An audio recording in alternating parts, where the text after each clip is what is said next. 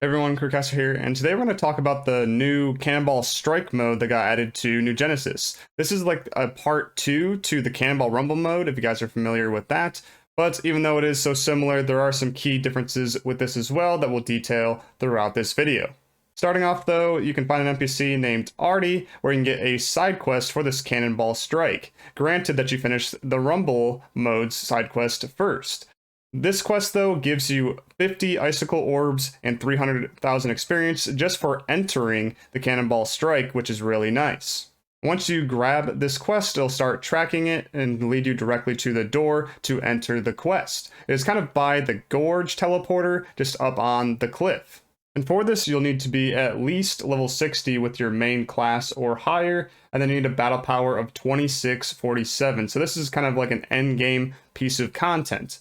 The Rumble quest used to be this high as well, but they actually changed it. So what I mean is that they adjusted the Cannonball Rumble quest. So when you go to it, instead of it being level 60 and a higher battle power, it is now level 51 enemies and a 2251 battle power. So this is more of a part 1 to this kind of mode, and then the strike, which got introduced, is now a part 2.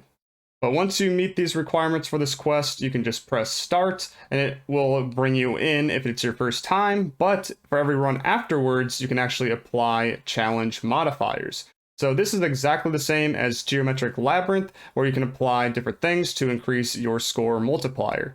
But here there's no HP modifiers and no random challenge modifiers. The only thing here is attack ones all the way up to the same percentage, and also the rest assign consumption, where it increases how many restas you use per heal, and also your carry capacity for both your rest assign and reverse assign. Once you begin the quest though, you'll notice that it is exactly the same as Cannonball Rumble, where you kill enemies and take their cannonballs and throw them at targets. And then also like before, it'll just be 3 waves, and then the score is determined by the enemies you kill and the wave completions, and not actually destroying the targets. One thing to note about this quest though is that the map is the same exact one every time instead of being randomized. But once you finish the quest, either by running out of time or completing all 3 waves, then you'll get some rewards based off your rank.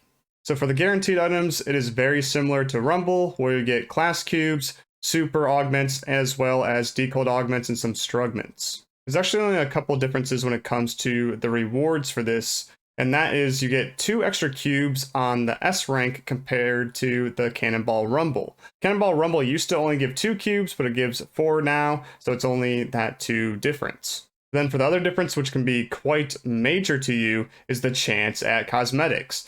So there's 4 different accessories that you can get and 2 motion changes. These accessories are based off of Pedis Vera, the one from the Urgent Quest, and then these motion changes are Yummy Ice Cream 3, which is an idol, and then a Dash, which is the Skate B color variant. Unsure if rank matters when it comes to these cosmetics, but I know that S rank is very easy to get, either solo or in a group of 4. Speaking of solo or group play, it's actually better to play with 4 players or by yourself. The reason why I say that is with a party of 2 or 3, you get as many targets as you would as a full party.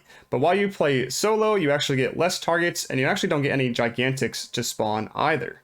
Unfortunately, however, with this quest, it is hard to make a party because it doesn't involve any matchmaking system like the Rumble one. This is more like Geometric Labyrinth, where you need to make a pre-made party. And then when it comes to the points or the score of this quest, you can just get S rank without even any modifiers on. So the only real point of these modifiers is when, say, an ARC's records comes around that involves this quest. But that's pretty much it for this quest. I would recommend doing this one if you can over Cannonball Rumble, because it gives you those 2 extra class cubes for them add-on skills, and then it can also give you those cosmetics. But I'll see you guys in the next video. Peace.